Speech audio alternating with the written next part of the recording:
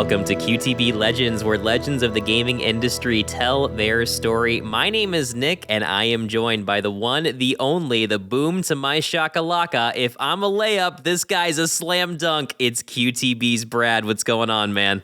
Nick, your intros continue to stand out and get better. That one was the best one yet. Noted. And I'm excited because we have another great episode today. We're so happy to have Don Traeger back with us again. I mean, what is this? Episode 4, I think? It is. Episode, you know. Continuing your metaphor, I guess I'm the 3-point shot.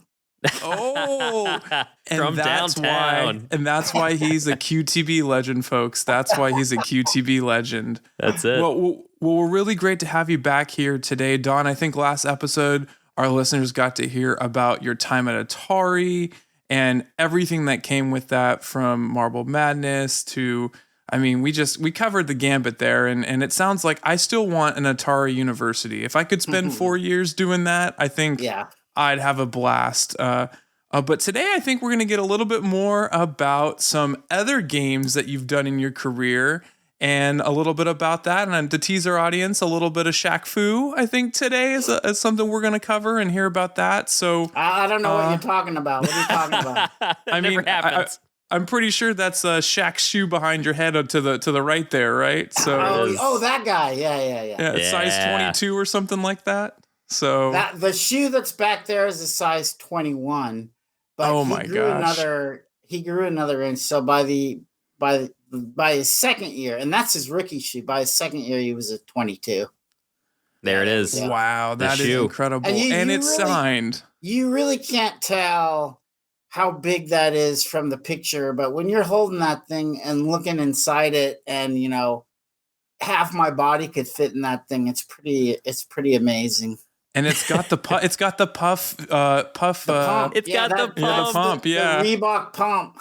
I have one of those. Oh man! Which is another Shaq marketing venture that I don't think was that successful. People didn't really want to sit there for 5 minutes and pump up their shoes. It took a long time. No, I want a pre-pumped shoe. All right, just give me one that I don't have to press. Yeah, they still sell those. They make new ones to this day. I was just looking it up as a whole line. Oh yeah, the pump is still a thing. Yep. Well, yeah, they're still making Shaq Fu. So what are you? That's true. What are you gonna say? Oh man. So diving back into your illustrious career, Don, I think we're diving back in around the early 90s. Yeah. EA Sports has just become this juggernaut of a beast. You've been just killing games with, sports games. I think now we're on the 4th generation of consoles, right? Yeah, right. And things were gangbusters. Right. How were you starting to feel in your career at that point, and what was it still giving you the energy and the excitement as it once was when you first started? Well, so one thing that happened, among many things that happened, one thing that happened after EA Sports really catapulted the company into the stratosphere, it really started changing. So, we went from, I think I was employee number 40 or 46 or something like that. We went to 1,000, and then we started Open International, so all of a sudden it was this huge company. And a lot of the people that were coming in weren't gamers. They were, business people and MBAs and people that you probably needed to grow the company to the next level. But some of the old timers, we were gamers. And so we used to kid, and I used to call these new guys, a lot of them were coming in from the East Coast with MBAs from Harvard and stuff. I'd call them carpetbaggers because they were just I felt like they were, jumping on the bandwagon, and we had done all this stuff. And now here all these guys come. But it's inevitable, I mean, that had to have happened. And obviously it was the right move because EA grew by leaps and bounds. But, so we had some of the old timers leaving, going to Microsoft, and different startups. And so, there were kind of some earthquakes or tremors going on. And things felt different. There was still a lot of great people and really smart people, But the next evolution of EA became a different place, you know. Did it And feel did it start to feel like a grind? Like, did you feel like the expectation of just having to put out title after title? Did it feel yeah, like the creative part of that kind of died? Like it just wasn't yeah, fun. It was more just a means to an end. yeah, definitely. And I probably wasn't as well suited to just be a production manager of this entity uh, versus doing, you know, kind of building stuff. I have more fun building stuff and taking risks and doing new things. But it definitely became a grind. And you know, the people that took over did tremendous job. And you know, but basically, uh, doing an EA Sports title at that point became taking the 5 must-have marketing requirements for the next version. You know, because they're always doing the field research and all that, and saying, okay, you got to get these 5 things in, and then you know, we knew we had to update the rosters and stats and all that, and you had to crank it out in like 8 months. You know, because you had to have it done for the next season. So it was just this grind, and there wasn't a lot of room to do new innovations. Once in a while, you could. What the football guys started doing that was kind of cool. Is they would start doing the NC2A football games based on last year's engine, and just like throw the college stuff in there. And then on their new engine, they would try to do whatever iterations they could to make the game better um, for the next NFL version. And, you know, because the college season starts earlier, I think, than NFL. Right. Um, so, So you I was know, going to ask you, Don. that maybe that kept them a little more interested, but it kind of just got to be boring.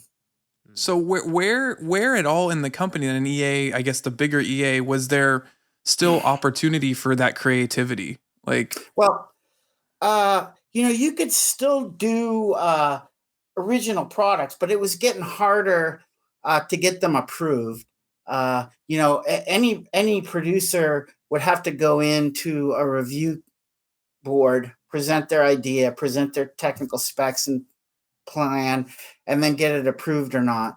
And sometimes you would have enough time to like put a demo together and kind of show proof of concept and try to get things approved. Well, that was getting harder as the budgets got bigger, and there were so many games out now in the market that it was getting tougher to do that.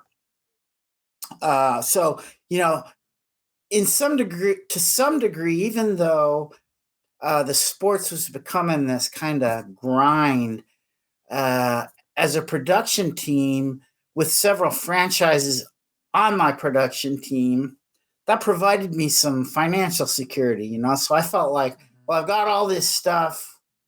It's going to do okay. You know, I can take a few risks and do some other stuff over here. But like I mentioned, as the company changed, then the production team started getting really competitive and cutthroat. And like I've told you before, sometimes it almost felt like the other production teams inside EA were bigger competitors of mine than, like, you know, Activision or Konami or Capcom, you know, because it got pretty cutthroat. dog eat dog world at EA. Yeah, definitely. And, you know, that was the beginning. Those years were kind of the beginning of some of that, you know, it was in the first generation of some of that kind of negative stuff where spouses were getting upset, and there was some, you know, it was just such a grind, and you were constantly under the gun, working all the time just to try to get these sports features in on time, and that became the grind of it. So you know, at some point, with all these other production teams now and all this action going on, this new company had come into EA. Trip had done a deal to buy them. It became EA Canada, a distinctive software originally. It had done test drive and so on. some other stuff like that. They became part of EA, and then some of those guys were pretty ambitious and really interested in trying to latch on to some of the sports franchise. So they started doing some stuff with NBA. And, one thing I wasn't wild about, and I think this happened, I'm not 100% sure. EA had started, I was still doing NBA, and DSI was doing NBA, and I was like competing game engines in the same company. So I was kind of getting turned off by what was happening. And I had an offer from Bing, who is, like I've said before, just a super smart guy. And I always took what he said pretty interestingly, to start this new division called creative development. And our charter would be to do all original stuff, just original console stuff, original Genesis and original SNES. And we hadn't done a lot of that because mostly what we are trying to do, if we would do a game, we'd try to do them on Genesis and SNES, two versions. And I think, as I recall, we were having less success on the Super Nintendo world because, they really wanted their unique original Nintendo stuff. So we hadn't done specific SNES only development. So this was an opportunity to do some of that and to do some original stuff. And so I remember, having my production team together and my technical director, Jim Rushing, and others, and we were talking about, giving up the sports stuff to just jump off the cliff with original titles. And I just remember Jim going, "Don't do it, don't do it." and I was like, I'm tired of the grind. I want to do something new. This could be a real cool opportunity. So we did it, and Jim was probably right, but but there were some cool games that came out of that creative development group, right? I think one of the earlier ones was a rollerblade racing game, right? Yeah. So we had a couple of cool games. A couple of good things came of it. The arcade world was really going through even more turmoil than when I had left.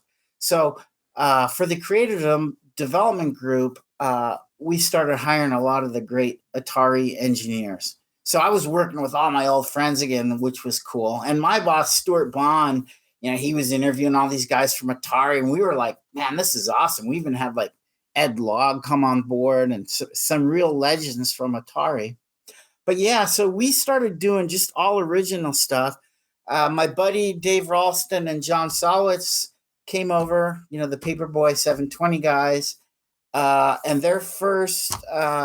Dave's first idea was another hybrid game that I used to like to do. So we were doing this one with newly acquired DSI, EA Canada, and it was called Skitchin'. And Skitchin'! I love that game. It's kind of underrated. You don't see it around a lot, but it's basically like a rollerblade racing game, and you grab onto the bumpers of cars to start. And then I think, throughout the race, sometimes you can grab onto the bumpers again. Yeah. I'm sure the moms hated us for it, but yeah, it was pretty cool. And that's like classic Dave Ralston. Nick. So you're telling me you had some experience with that one? I never played it, but the Game Grumps do a Let's Play of that as like a one-off episode, and it is hilarious. I mean, Skitchin', it looks like a lot of fun. It is. I think it's one of those games that just flew under a lot of people's radars. Yeah, I think it was really cool. It presented one of the problems that we found later. And actually, people don't know that EA started an arcade division, lasted about under a year. Wow. And we can talk about that sometime. But even though the arcade world was going under some turmoil, and this will really come up with Shaq Fu too, for original action titles, the only visibility pretty much was for arcade conversions to home stuff. Everything else hardly got any notice. So all the big arcade action games would do huge numbers on the consoles, and everything else was just kind of, you know, jumping up and down trying to get some attention. You know, so Yeah. that was a different thing from coming from sports, where we were like the dominant position. Now it was like, oh shit, it's hard to get visibility here, even though some of these games are pretty cool. Another one like that, I think, and I think it's another really underrated game that just didn't get visibility, was Haunting. And that's another Dave Ross and John Sawitz game. Maybe it was a little abstract, but I've met people, years later who just go, oh man, Haunting, I loved it. So in Haunting, you played a ghost, and your objective was to scare people out of their homes. Like, you could flip over chairs and That sounds awesome. Yeah. You could smash stuff or like throw glasses against the wall, and like the dad would be sitting there watching TV on the couch, and then you'd see him start like getting freaked out. And then once you like triggered his scare thing, then you really had to go freak him out. And if you got good enough, then he would go screaming, running out of the house. And so you try to chase these families out of their homes, and then you move on to the next level, and there's more stuff. It was really cool. And it just did okay. But you just couldn't get the visibility because it hadn't been in the arcades. Now, Don, I have to ask you, because you mentioned the arcade home conversions, and you're right, that was a very big part of the early 90s. But I think back to what just about any gamer that was alive in the 90s knows to be Mortal Monday, which was September 13th, 1993, right, when there was multiple ports, 4 different ports, I believe, of Mortal Kombat from the arcades to the home console market. I'm looking at the release window, right, 1994 for Shaq Fu. Yeah. And you have to figure that EA kind of smelled the blood in the water and the money to be made, because all of these, not only home conversions were selling, but also those one-on-one fighting games were also selling very well, right? Yes. And you're dragging me into Shaq Fu, so let's go. Well, I was gonna say, yeah. What got you? Obviously, you've been in the creative development now, but you had to miss working with the athletes. You had to miss the sports, right? What got you back, and what got you to Shaq Fu? Yeah. Okay. So, I had always missed it. I always had a little bit of regret about, leaving all the sports stuff. The Canada guys did a great job with NBA Live, and some other guys were doing PJ, and that was all fine. But yeah, I was missing sports, and thinking about ways to keep working with the athletes that we had worked with in the past. So I was home at Christmas, and I'm originally from Chicago. I was at the big new, this was like, I think the first Nike store, one of the early Nike stores in Chicago on Michigan Avenue. And it was like the Jordan mega Nike store. And so I'm in there, and I see these posters in their main room, and it's like this new Nike campaign, and it had Jordan like as a superhero, like a cartoon superhero. And there was another one of Charles Barkley, superhero, and maybe a few other guys. And I thought, man, that looks really cool. And it put an idea in my head, maybe we could do something similar to what Nike's doing, use some of these guys as superheroes in action games. Right. Because, I was going to say, correct me if I'm wrong, wasn't that the early 90s, Shaq had to be a rookie, or it had to be close to when he was just debuting in the league, right? Yeah, he was a rookie. There was so much noise about Shaq, and he, at that time, he was this huge guy, and he was breaking backboards, and like big rookie sensation of Orlando. And I felt like we got to sign Shaq before somebody else does. He'll be great. You know, he's this awesome marketing force. So we signed him. You know, in hindsight, this is one of the valuable lessons I learned. Don't ever do a celebrity license like that unless you specifically know what you want to do. Like with Jordan, I wanted him to replace Dr. J in versus Larry Bird. It was very specific. This is what we want to do. Right. So we went out and got him. With Shaq, we signed him, and then we're like, okay, now what are we going to do? And to make matters more complicated, unlike Jordan, which I told you before we got for 6 years, I think a standard licensing deal at the time was like 2 or 3 years. So we probably had Shaq for 3 years. And, you know, you sign that contract and the clock starts ticking. And, you know, in the world of development, 3 years isn't a lot. You know, you got like, you know, you could have 2 years of development and then you get the thing out and, you know, you've had one game. So, that was a big lesson. We, you know, probably shouldn't have signed Shaq. We didn't really have a plan for him. We didn't need another basketball game. His style of play didn't really lend itself, at least to any basketball game that I can configure. Just kind of stand in the low post and you know, he didn't even have to jump to dunk. You know, it was just like yeah. And weren't you still under contract with Jordan as well? Weren't you still doing things with him at the same time? Yeah, we were still doing things. And that was starting to wind down. And we wanted, we wanted to do another project with Jordan. So this idea that we could do these, action games with these guys seemed pretty interesting. And so for Jordan, because EA wanted us to do some original SNES, we decided to do original SNES, like a typical Nintendo platformer, side-scrolling platformer. For Shaq, we weren't sure what to do. So can we spend a minute and talk about the Michael Jordan game here? I've seen Nick's brought up for our listeners who are watching here. It was called Michael Jordan Chaos in the Windy City.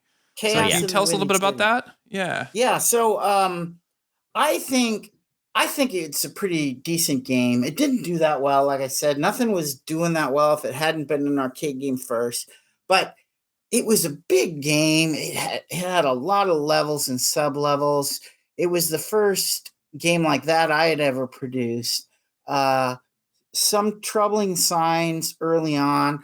The first designer that we had, and I don't even remember who it was. I just remember them leaving, and I don't even know what the story was. But this young woman that either was an assistant designer in the art group, Amy Hennig, she volunteered to take over lead design, and she seemed really cool to me. And I said, like, yeah, fine. And so this was Amy's first project. Of course, she later went on to huge acclaim, and I think she's in the Designer Hall of Fame or whatever for all her great stuff at Naughty Dog and Uncharted, which is a movie now. So she was awesome, and she took over, and I think she did a great job. Although this idea of the sport of the athlete being a video games action star just didn't seem to really catch fire.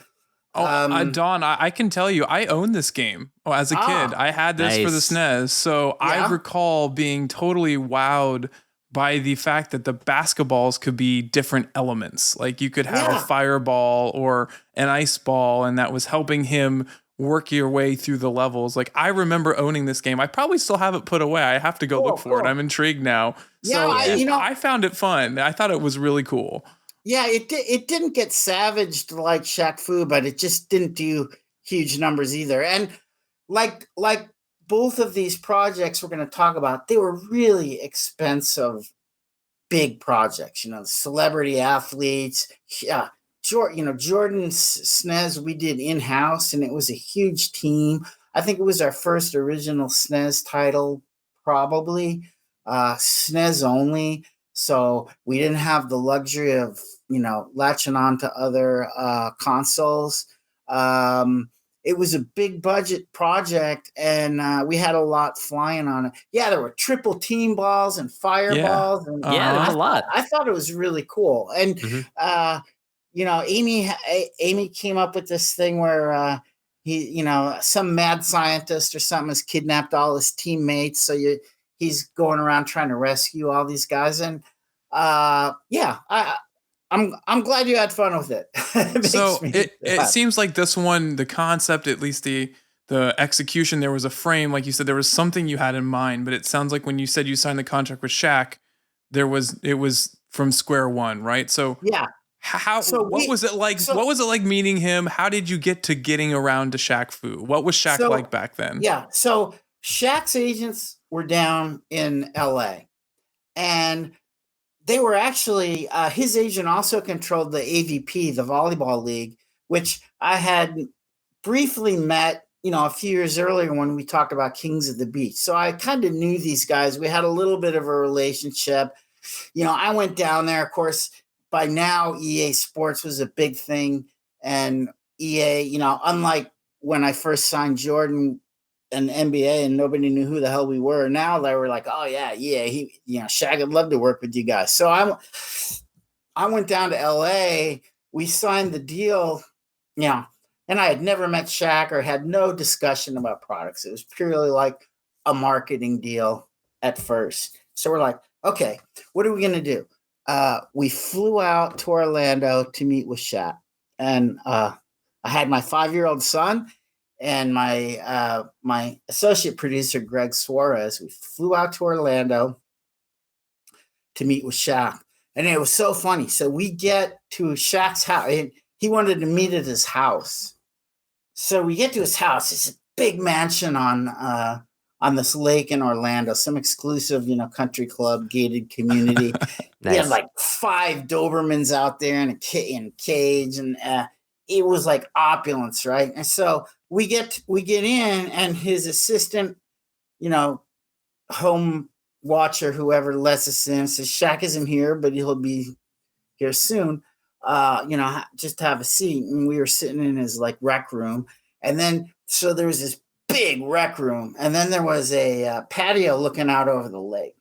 And as we're sitting there waiting, we notice there's arcade games all over, and they were all fighting games. Like he had every arcade fighting game out. I think there was Tekken then, there was Mortal Kombat, there was Street Fighter.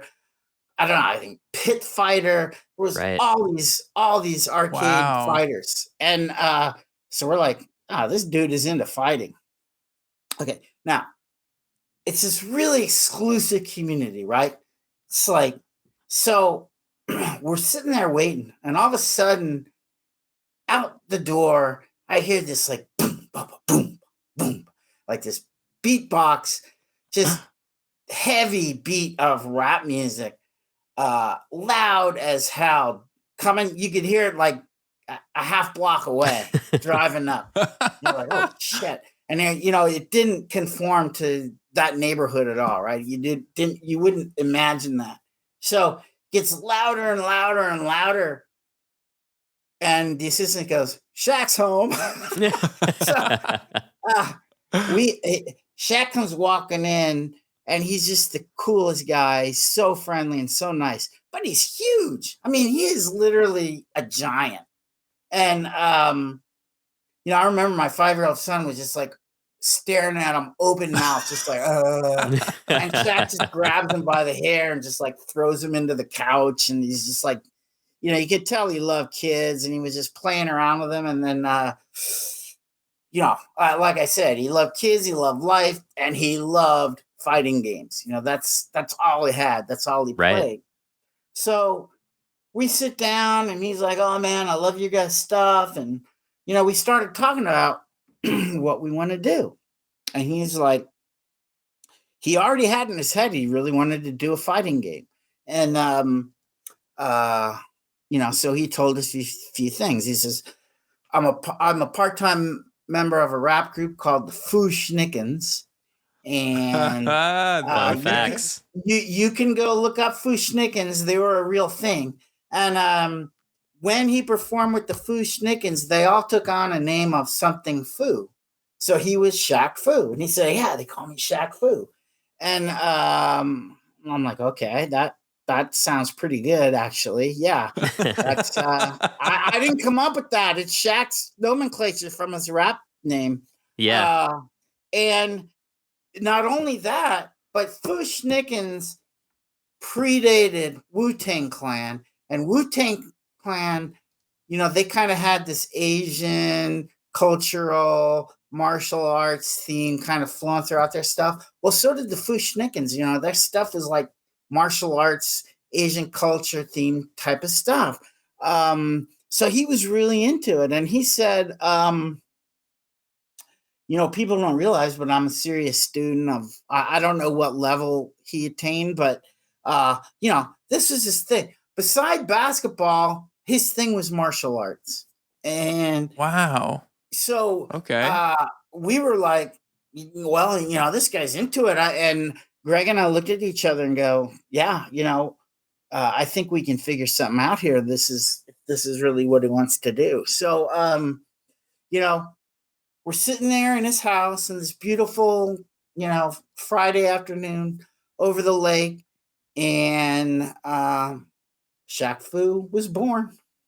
I mean, it's tough for you to not come out of that meeting not making a martial arts themed game. I think a lot of people think like there's a mismatch there, but this was obviously his vision and his passion. If you're going to walk in to a room full of fighting arcade games, how can you not come out with what's already his nickname of Shaq Fu? It seemed fated. Yeah, and probably sadly so, but it was something that he really wanted. It's something he really was passionate about, and I think to me, that's one of the I don't know if misnomer is the right word, but throughout development of Shaq Fu, it was always very polarizing, and that always troubled me. Like, some people did not like it at all, and some people thought it was pretty cool. So some people got it, some people didn't. And I'd been involved with polarizing stuff in the past, but not like this. It's like the people that didn't like it really didn't like it. And So- some of it was conceptual and some of it was technical, but there was a certain group of people, and I think a pretty large group of people, who just looked at it and go, "This is a cynical idea." Cynical, like, I guess they meant we're just throwing Shaq on a fighting game because it's popular and he has nothing to do with it. And some really close, good friends of mine whose opinions I valued greatly. A friend of mine, Kelly Flock, who started at EA in the warehouse and ended up a few years later running Sony development out of Foster City.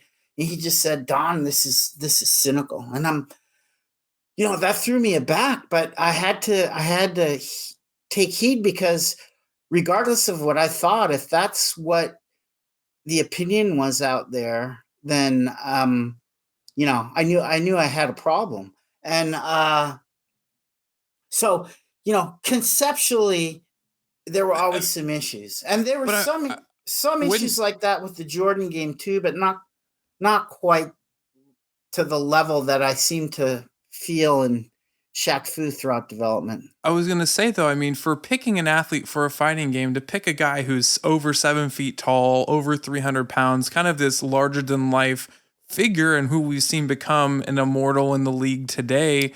I mean, if you're going to pick someone for a fighting game, it seems like Shaq was the right person. I mean, Yeah, maybe, well, I don't know. I mean, what about it? What about it besides that perspective you were hearing from colleagues or others in industry? What about this made it not turn out to be what you thought it would be? yeah. So a couple of things. One was, so we go back and we start talking about Shaq Fu back back at EA. And another thing, and this was probably a bad sign. I didn't have any internal staff. We were all busy on other projects and so much stuff. So I decided to go for an outside studio to do this one. And there was a couple games that had come out of France just in that last year that I thought were awesome. One was called Alone in the Dark, and then there was another one that was an offshoot kind of those guys, and it was called Fallout. And Fallout was done by a group in Delphine, called Delphine in Paris. And for the day, their animations, they were doing rotoscoped animations way before most people were. And they had this really fluid, like Fallout was a platformer, but really fluid animations, looked really cool. I was like, man, these guys are awesome. I'd love to work with these guys. So, I go out to France. Greg and I, again, the guy who went with me to see Shaq, we go out to Paris to visit Delphine, and they were awesome. Paul Quisset was the artist and designer. They were just like, Parisian artists and really cool animation systems and all this stuff going on. So I started talking to Paul, what he thought about maybe doing a fighting game. And he said, this funny you mentioned this. He goes, I have been thinking of doing a fighting game. I want to do my rotoscope animation system in a fighting game because I think I could make really beautiful, fluid fighting moves like you haven't seen before. And I'm like, wow, that sounds pretty cool. Then the other thing that just was like a coincidence, serendipity, whatever, the NBA is actually pretty popular in Paris. You see a lot of hoops around, and there was a lot of NBA stars being marketed over there. One of which was all over Paris was Shaq. People were just like enamored with Shaq over there because just his size and everything about him is like superhuman. So, when I told the Delphine guys, hey, we got Shaq and we want to do a fighting game, they were like all in. Like, yeah, let's do it. So, the design scope really was trying to do really spectacular animations in a fighting game. And I had done one fighting game a few years earlier. It was called Budokan, the Fighting Spirit. And it was Michael Kasaga game. And he too was trying to upgrade the level of animations, but not quite to the extent. And I think, I think action-wise, he more successfully pulled it off.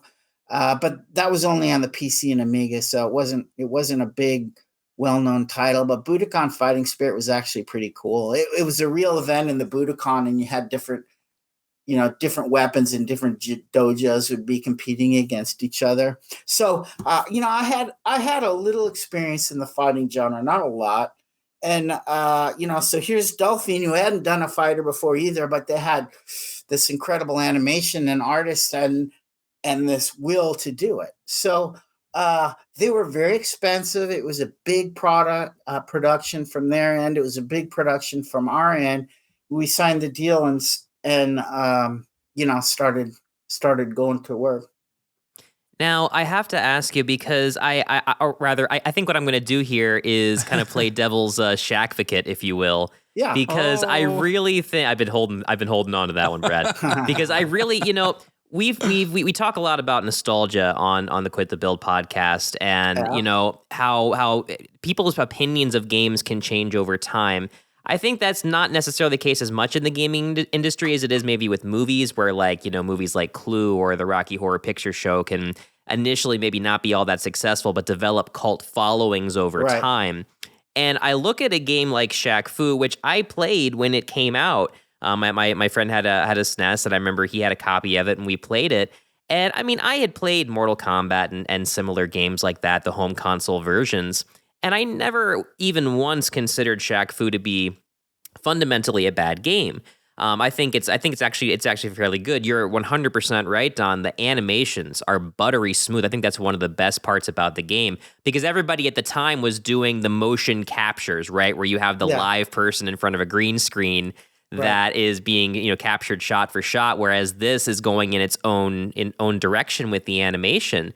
I actually think it doesn't have as deep of a mechanic as a lot of fighting games with the smaller sprites. They have more room to move around on the screens. It's actually a pretty tough game, if you ask me. Yeah. But I think now what's happening is we're looking back on this game, and a lot of people that maybe once had a critical perception of it are saying, actually, Shaq Fu wasn't all that bad. I know a big YouTube channel, Matt McMuscles, is doing a series about the worst fighting games. And of course, someone asked him to cover Shaq Fu, and it's nowhere near the bottom of the list. Interesting. Yeah, so I think you got ahead of Criticom, Human Killing Machine, and Brutal Paws of Fury. So the history is starting to, I think, look more kindly on the game. I think it was such an amazing product of its time.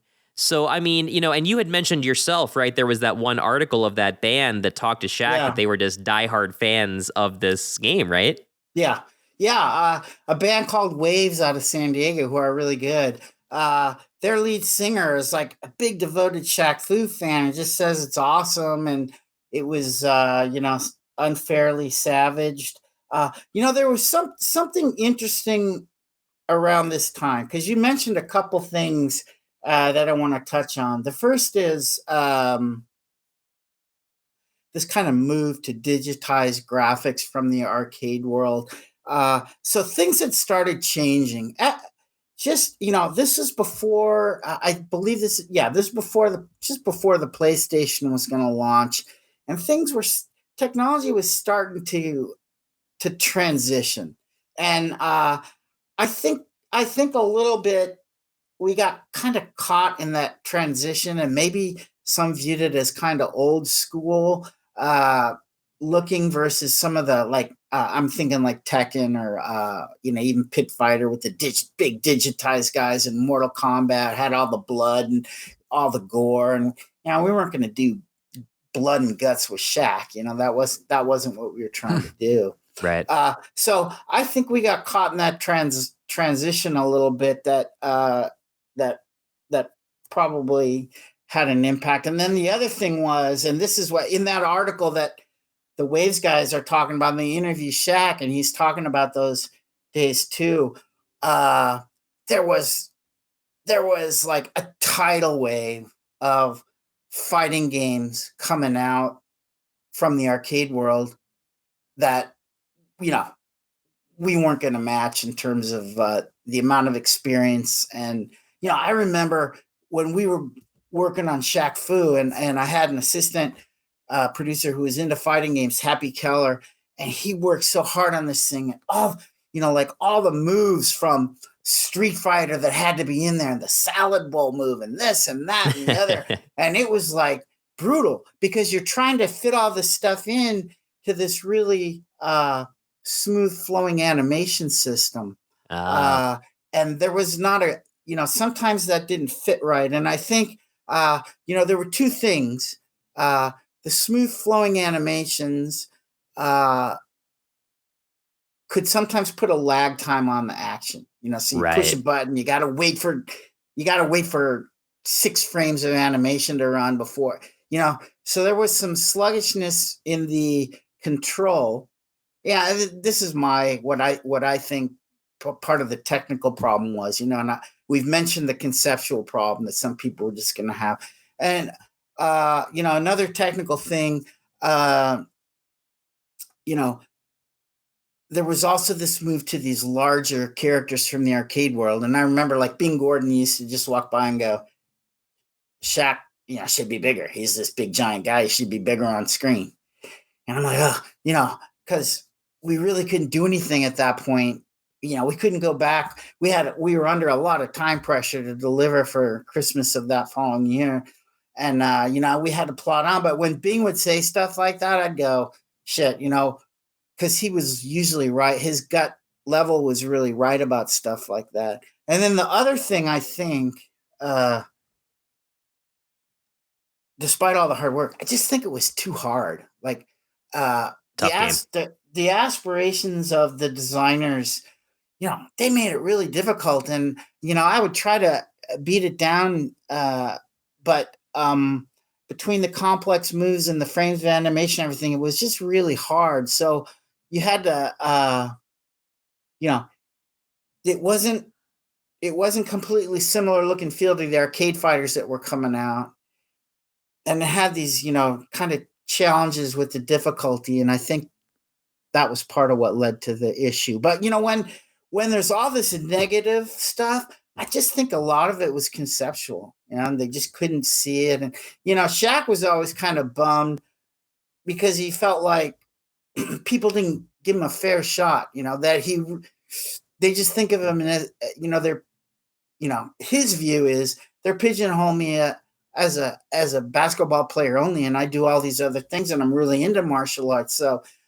he didn't think the criticism just conceptually was that fair, but it seemed like that. And I'm not trying to defend it. I think it had problems, and conceptually, like I said, some of my friends didn't like it, but I think there was kind of a bandwagon jumping on of negativity. And at that time, I remember we talked about the growth in the industry and how things changed today. Well, things had also changed in the outside world, because now we had things like people reviewing or reviewers and critiques. Critics that we never had before. Right. We never had that before. And Where'd all they of a come sudden, from? I got some guy, down in LA who's played it for 5 minutes ago. This sucks, and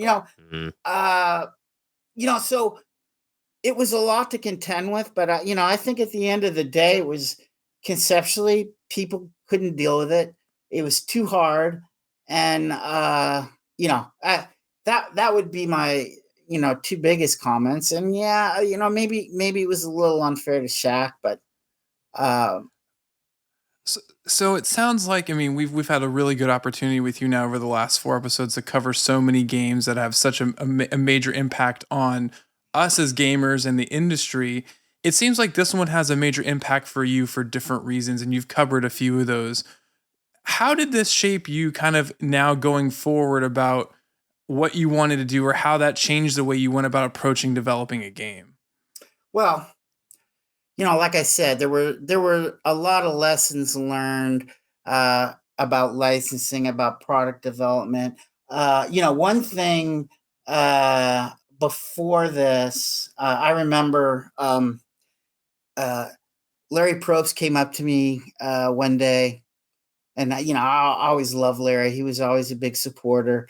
A head of sales at the time, he was just starting to become CEO at EA after Tripp started 3DO, and there was a lot of unpleasantness around that whole thing. But Larry came up to me and said, "Hey, Don, one of my friends said that you and Hillman are like the Spielberg and Lucas of video games." And I was like, wow, that's really nice. Thanks. And that's Rich Hillman. He was the other big sports producer at the time. And, so now I look back at that, and I had so much success, at Atari and at EA, and, sooner or later, you're bound to have a failure. And right. I hadn't really experienced that yet. So if I was Spielberg, then, maybe I was due for my 1942, which, if you don't know, that was a pretty bad World War II movie. Gotcha. And, it just seemed, it seemed like that was kind of inevitable in a way. And so Shaq Fu for me was definitely that. People did not like it, didn't make money, didn't sell much. It took a lot of flack. Jordan wasn't a big hit either, but it didn't get the negative, press that Shaq did.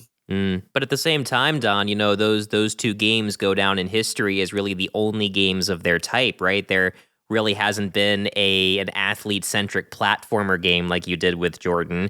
There really hasn't been an athlete-centric fighting game like there has with Shaq Fu, because even when they brought out that Kickstarter, right, or rather the Indiegogo from 2018. They did Shaq Fu: A Legend Reborn, which Shaq got behind. Obviously, his name's on it, Right. And it was very successful. But they launched it as a beat 'em up game instead of a fighter, with the tagline of "Settle the Score" from '94. What's that like for you as kind of one of the original creators to look at what was attempted there? Because it really didn't get good critical reception either. No, I got it. I just played it for a few minutes, but you know, I have enough negative connotation that I just didn't really want to spend much time with it. I would have told them not to do it, but they did. I wasn't sure how it did or what the critical response was, but it seems like it didn't really do much, and probably just keeps pointing that this idea that you put the sports guys in the action games just doesn't seem to fly. I still don't totally get it. To me, it still seems like a good idea, right? And that you could see more of it, but the fighting market, at least in 92, 93, 94, they were the hardest of hardcore. Yeah. And you couldn't slight them or you were going to feel their wrath, So I had a few salad bowl moves thrown in my direction after Shaq Fu. But yeah, I was kind of shocked when I saw that there was a sequel, but it kind of made me happy in a way. It's like, yeah, see, somebody else gets that this idea is kind of interesting. Yeah. But I think they found out ultimately the same thing, But just the fact that campaign was successful, right? Because like an Indiegogo or a Kickstarter, the people that are nostalgic for it, they had to fund that. Yeah. And so all those people, and that's kind of what I'm getting at, is I think Shaq Fu has become one of those just 90s things that you think about of just, it was a product of its time in a way, but still is iconic and unique in a way that really can't be replicated, even when there's big money and even Shaq himself behind it. So I think it's a very important part of gaming history and a game that I'd be happy to play anytime. So. Oh, cool, Nick. I appreciate it. I wasn't expecting that, but that's good to hear. Well, and at the end I don't of the know day, if I'd want to hear. I don't know if I want to hear what Bruno has to say about it. He is very critical at times. He is. In a fun way. At the end of the day, you have a size 21 shoe that you got to commemorate your time with Shaq, which is incredible because it's probably 2 or 3 times our shoe size, right? Well, yeah, I do, and the sad thing is, Shaq was such a cool guy, and I wished we had more success. He probably thought we were a bunch of hosers. Here's the other thing, that in kind of this idea that this was just this cynical marketing thing, and you're just throwing a guy onto a fighting game, which just was not true. Another valuable lesson. Sometimes the failures are as expensive and hard to do as the successes. And the more you can understand what you've got and make harder decisions about maybe not shipping them and just killing it, maybe there were certain points, when obviously the concept was so controversial, or technology. Now, looks great, but it's just not playing. Maybe we should have cut bait. I don't know. Maybe it was bad producing to keep going, but there was so much pressure to get it done that I felt compelled, like the die had been cast. We have to move forward. Did the contract specify that there had to be a game at the end of the 3 years, or like was there some type of deliverable on your guys' end that made the pressure feel real? I mean, if you're doing a video game contract and it's a 3-year term, then you're going to have something. And, that, again, I think that was a mistake. It's like,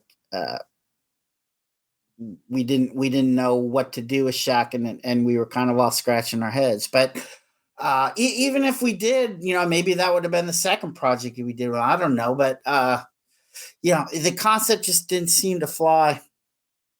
with, a lot of folks that just couldn't understand why he would be in a fighting game.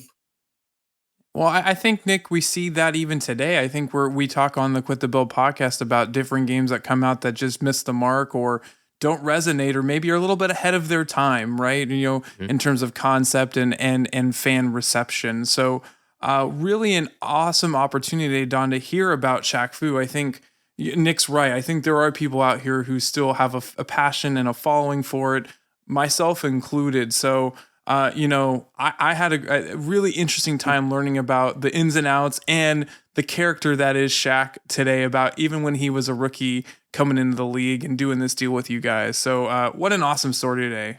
Oh, cool. Yeah, it's been fun to talk about. Actually, this is the first time I've ever talked about it. Wow. I just kind of put it away, took the verbal and written abuse and, just moved on. But yeah, so diving back into it's kind of fun. It's just, I wish the outcome would have been better for Shaq, and I wish the outcome would have been better for Delphine, because they were really an awesome development house. And luckily they didn't hold it against me, because a couple years later, when I had moved on from EA, I worked with Delphine again on another really awesome project called Motor Racer. That was, one of the early 3D racing games. So that was my game. Yeah. Oh, cool. Luckily they didn't, they still wanted to work with me, and everything was cool with those guys. So they went on to do some cool things before they broke up. But, we were all disappointed in Shaq. Oh yeah. Just one last piece. I think I mentioned it before, but it wasn't like we just threw some guy on a fighting game. We worked really hard on this project. It took a long time. It was really expensive. Yeah. We'd hoped that, we were doing this controversial thing again that was gonna, be successful, but not so the case. But it wasn't for not trying. Yeah, and so few people are poised to have that clout to approach somebody like that and make a game like that, or even have a chance at it. And like I said before, no one had done it before, and I don't think anyone's ever going to try again. And I don't think that's necessarily a bad or a good thing. It just it is what it is. And here's Don that can say, I'm the guy that made it happen. I love it. Yeah, okay. So there you go. This has been your therapy session, Don. All right. I feel a lot better. That's the whole point. I love it. Oh, man. Well, this has been a really fun and unique episode of kind of an interesting part of your history, Don. Of course, we are going to be talking more about some other parts of kind of your gaming career in a future episode. So stay tuned for that. And this has been a lot of fun. And thanks for opening up and sharing. I know this has been one of the more challenging things for you to talk about. Yeah, no problem. It's been fun, actually. Awesome. Get it off my chest. There you go. Let the world know. That's the whole point. All right. Well, until next time, this has been QTB Legends. We'll see you soon. Adios.